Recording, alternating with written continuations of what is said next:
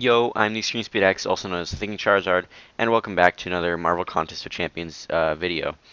So, for today's video, we're going to be discussing the leaked abilities of the upcoming champions in August, Dr. Octopus and Green Goblin. This was leaked by Marvel Contest of Champions Trucos yesterday, so yeah, this is their video, so definitely check it out for yourself. I just wanted to talk about it with these abilities right here. So, yeah, let's just get into it. We're going to review everything. Can skip the bio a bit. Going to go right into Doc Ock's signature ability, which first of all is academic background. So Dr. Octopus's extensive academic background let him start the fight with each of his research categories at X, and each breakthrough is replaced by a new effect.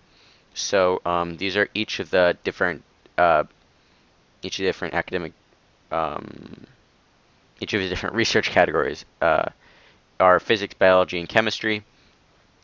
So physics allows him to drain 100% of the power gained and steal X% of the power drained. So he has some sort of a power drain and gain ability. Uh, Biology, he gains the standard biology breakthrough armor up and X armor penetration while it's active. So these X's are obviously like variables. We don't know the exact values yet for like 4 stars or 5 stars. And chemistry is he deals direct damage equal to 100% of the health gained and lifesteal X of the damage done. So yeah, we can get into these more when we actually get into these different research categories. Okay, so for specials, he has thesis, experiment, and proof. And as for each of these abilities, what's it called? Yeah, it's kind of hard to tell exactly what he's going to do because it doesn't really give too much of a description. It's just sort of like it says some kind of it's kind of a comical description if you think about it. It's kind of funny. Um, so yeah, sounds interesting. Kind of looking forward to what that is. So now we'll get into, I believe, the first research category, which is biology. Sorry. um, so his biology category builds on blocker parries. So um, not exactly sure what this is going to be, but I think by builds on blocker parry it means that when he blocks or parries, he'll start getting these effects. So the scaling effect is that he'll get a block proficiency buff, granting extra block proficiencies. So um, I'm not sure if it's on his blocker parry or on the opponent's. So on either one of those, but I think it's his. So like when he blocks, he'll gain more block proficiency basically. Um, and then his breakthrough is he'll apply a heal block debuff to the opponent, which lasts um, X seconds, so a certain amount of seconds. So heal block, that's pretty decent. He could be useful for like countering regen characters, but it's kind of an interesting combo having the block proficiency and the heal block sort of with the same category. Not sure how effective it's going to be, but yeah, he could potentially uh, have Captain America like block proficiency depending on how you use him, but we don't know any exact values yet, so there's that. Going to go ahead to the chemistry category. I think that was the next one. So this builds when landing hits and being struck. So yeah, basically either when he hits the opponent or when the opponent hits you, you gain these. So he gains a Fury for the chemistry, which grants him a certain amount of attack. And then the breakthrough for this category is that he gets an armor up buff, granting him a certain amount of armor for a certain amount of seconds. So this one seems like it's going to be pretty good. He's going to gain Fury each time. He has like a chance to gain Fury each time he lands an attack. So we don't know how good this Fury is going to be, but it seems like he might be able to stack this pretty often, which is pretty good. So the last one is physics, and there you go. So this one builds on gaining power. So I believe this would be on his own power gain. So the more power he gains, the more this will scale.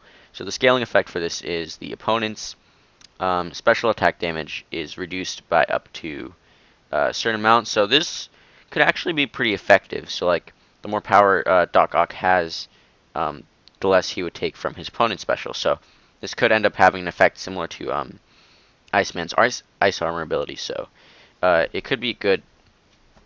Maybe if you're facing like a power gain character, someone who has pretty annoying power gain, like Mordo or possibly even Hyperion, to keep yourself at a high amount of power, so that you would not like take too much damage from their third specials.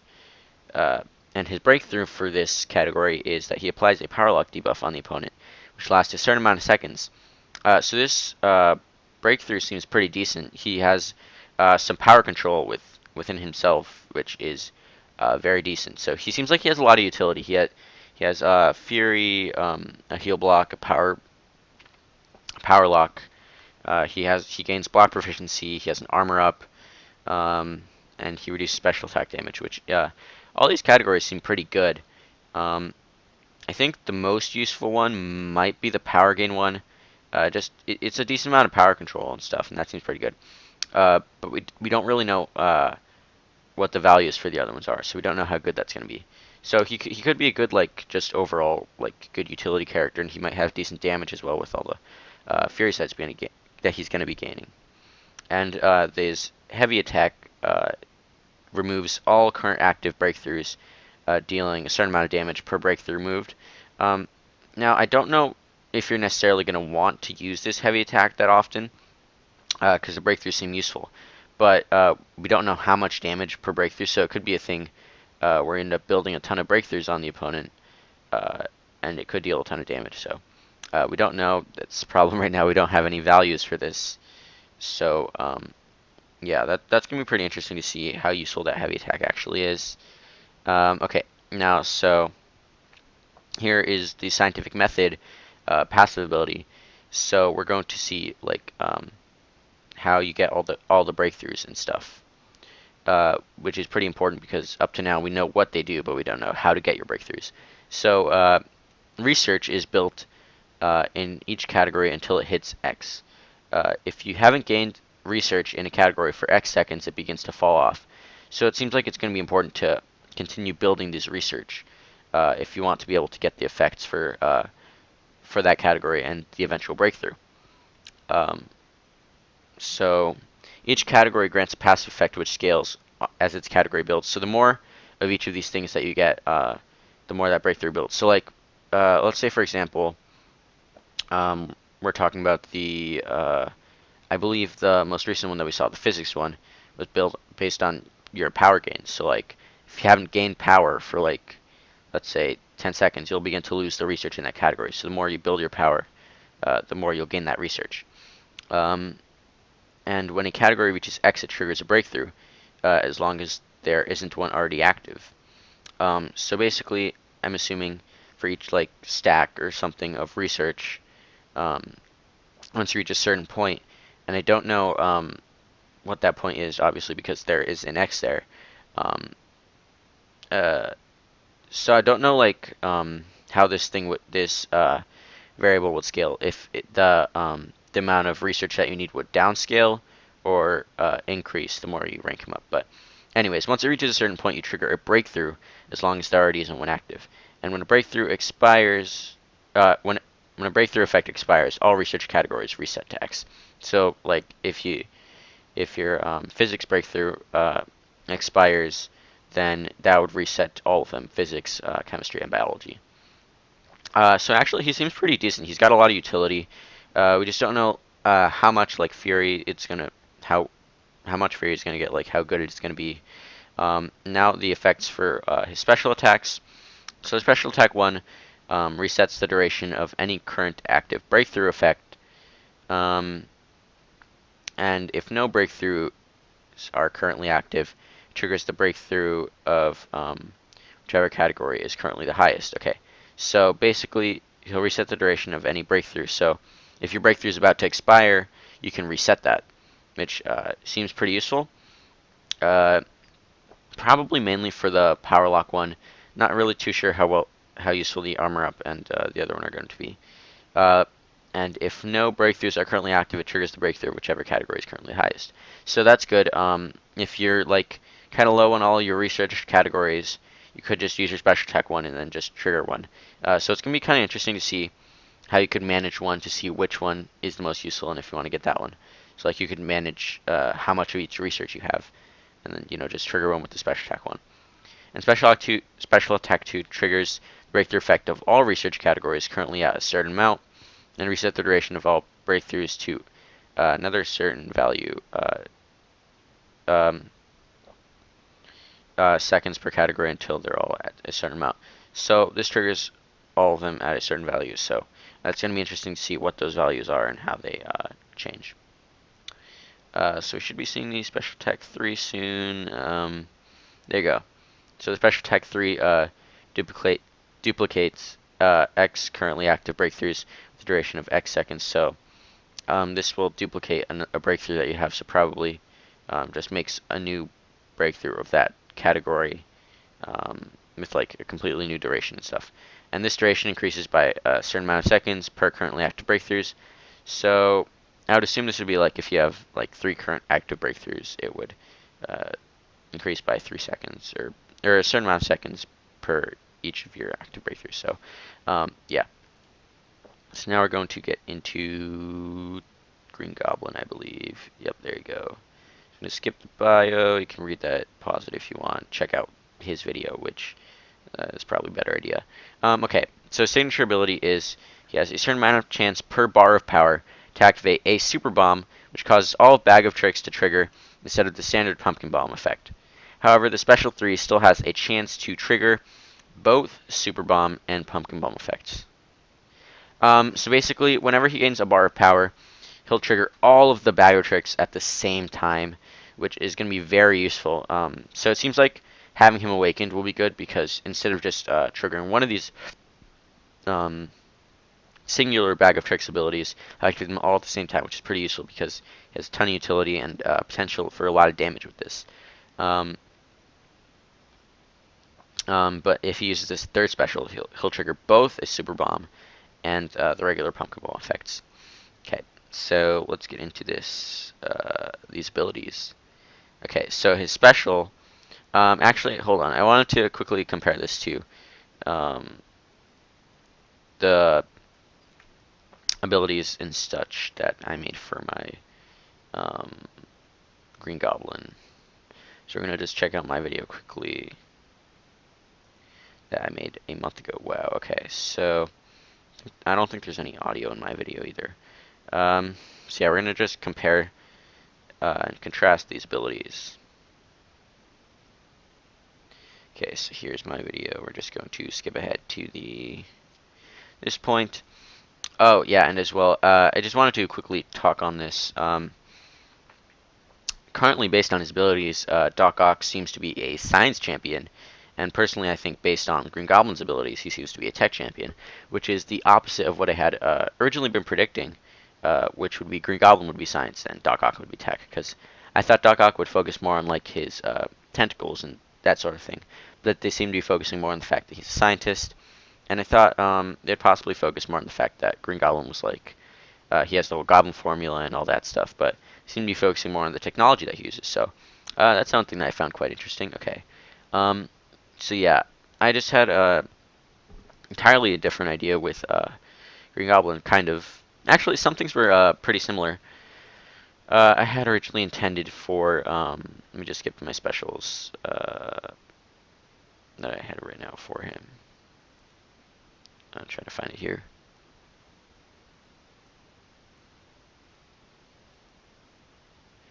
Alright, I think it's here.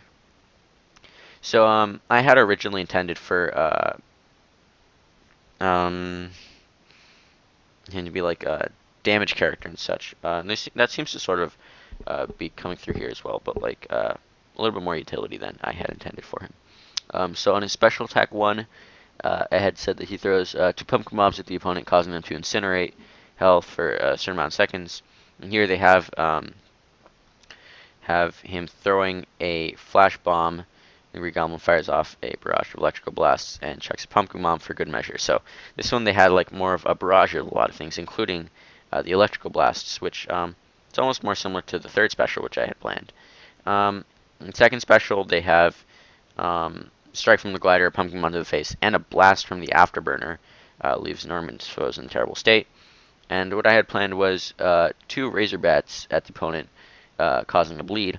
So I pretty much just planned like pumpkin bombs for the first special, razor bats, and then just like a barrage, including like a stab from the glider in the third special. But they seem to have taken a different direction. And in the third special, he seems to just like launch a barrage of bombs, electrical blasts, possibly everything, just even razor bats, maybe like everything from the third special, which seems pretty interesting. So kind of similar to what I had thought out, but definitely a little bit different, especially like the second special and such.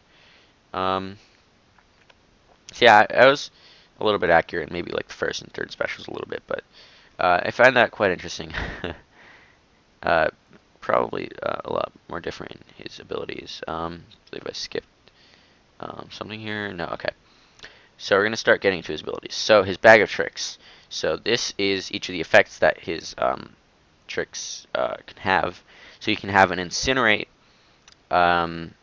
which deals a certain amount of energy damage over a certain amount of seconds. This also removes perfect block chance and reduces block proficiency by 50%. Which that part doesn't seem that useful, but basically he has an incinerate.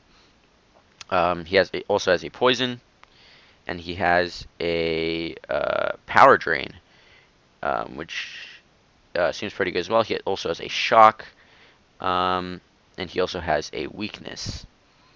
So all these seem pretty useful. Possibly all of them, except for like the weakness. That one doesn't seem too useful.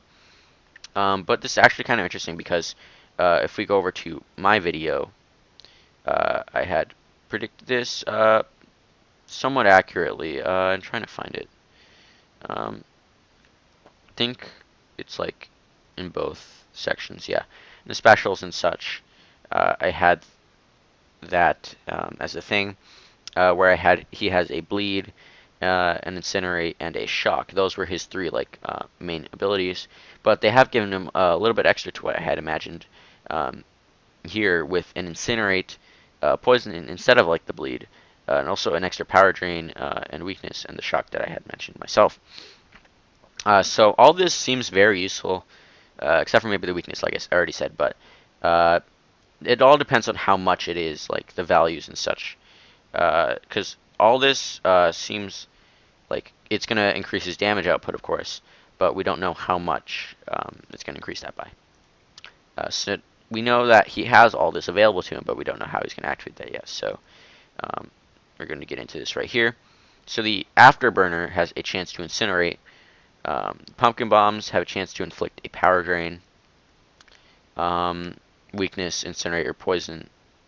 I'm not sure if it means that they all do this. Okay, so the pumpkin bomb has 4 possible different effects: poison, shock, weakness, and power drain. So if you remember correctly, his first special has pumpkin bombs in it. So I'm assuming this means that these are all going to activate on his specials. So his pumpkin bombs have a chance to activate each of these. So you could end up activating, let's say, a poison, shock, a weakness, and a power drain all at the same time, or all separately, or all differently. But when he gets the super bomb, this means that he activates them all at the same time. So you definitely want that signature ability for just a chance to activate them all. And I think if it's just like regular, he'll just activate one of them. He has a chance to activate one of them. And you could possibly activate none of them either, which would kind of be unfortunate, but that's just RNG. So yeah, all these seem pretty good. Afterburn is on the second special, so you can only incinerate off of the second special.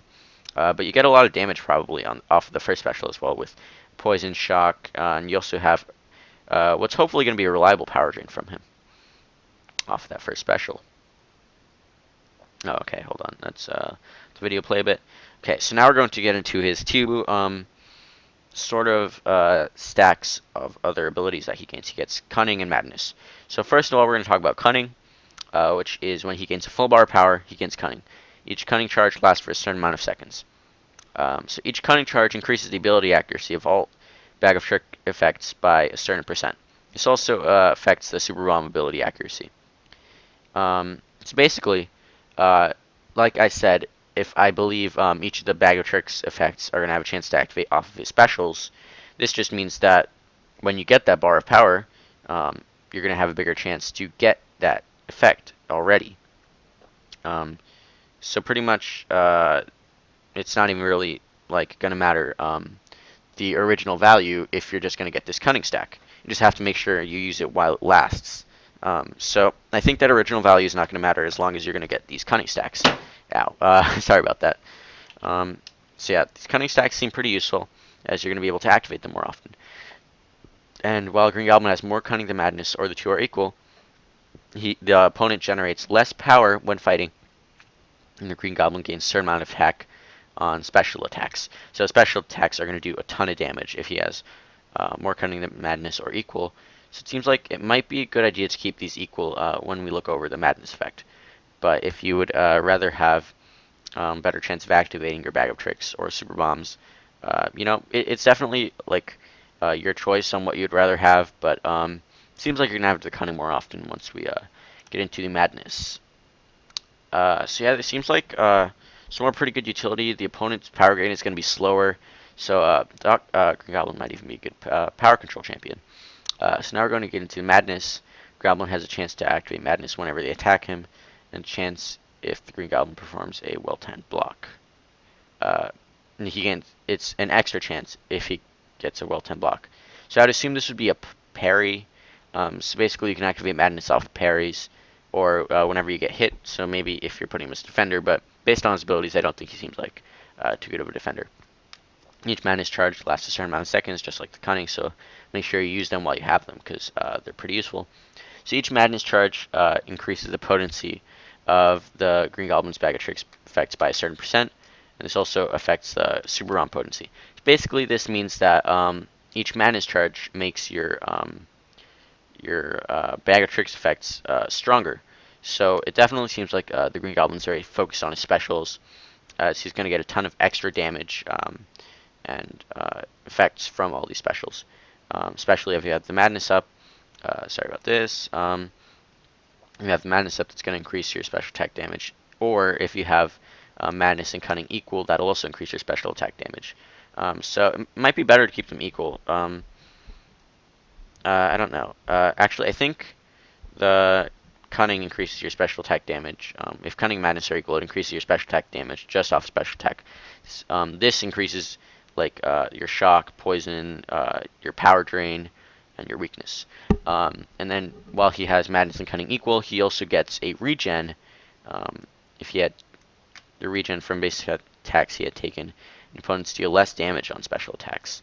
So this is also similar to like the ability Doc Ock had, possibly like what Iceman has, but I doubt this will be too powerful. So probably not that part will be that useful. So he also regens damage taken from base attacks. I'm not sure why they specified that. If that means that he'll regen, he won't regen off of specials. I'm not sure if this can be like a similar type of magic limbo regen, but I think since it's over a certain amount of seconds, it's more than likely just regular regen. So he also has regen when they're equal, so that might be useful. You could definitely like manage these stacks depending on how you want them. So that seems pretty useful. We don't know how much regen it is. Hopefully it's a pretty good amount. So yeah, that was it. Those were their abilities. So Green Goblin definitely seems like Tech Champ at the moment, and Doc Ock seems like Science Champ. Not going to go over the Spanish version because it's the same thing. So yeah, Doc Ock seems like, personally I think Green Goblin looks like he's going to be a little bit better right now. He has a ton of damage and utility as well, and he seems like he has like a lot of reliable ways to get that. But both champs overall seem really good right now.